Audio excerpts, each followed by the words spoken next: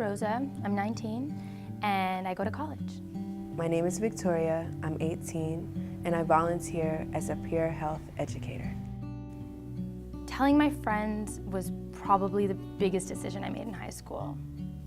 Other teens could judge you for being different.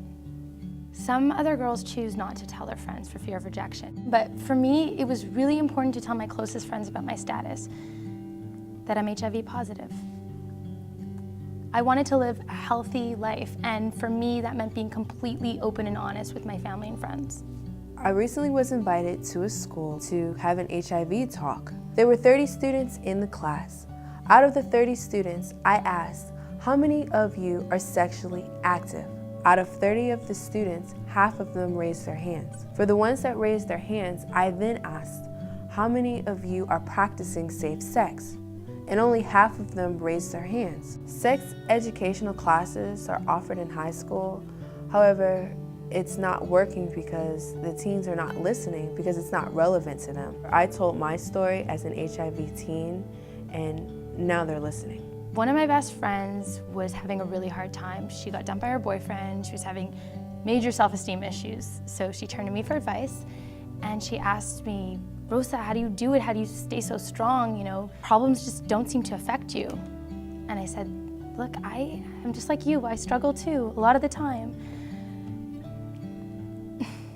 I'm HIV positive. And she was like, I never realized. Are you okay? Oh my God. How did you get it? And I'm like, relax. I'm okay. I've had it my entire life. I got it through birth, actually, from my mom, through breastfeeding. After the presentation, a student came up to me and she told me that what I'm doing is amazing. And she was also HIV positive.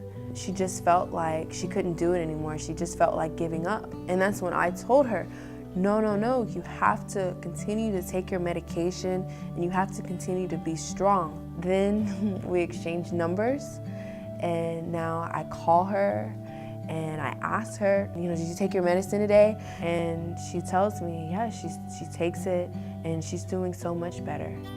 I don't regret telling my best friends about my status at all.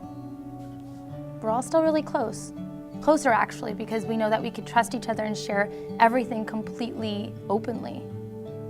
By sharing my experiences, I'm just hoping that our communities will be more impacted and more educated, and that sex ed is important and it's our lives that are at stake. I want to tell all the HIV positive girls out there that it's not the end of the world.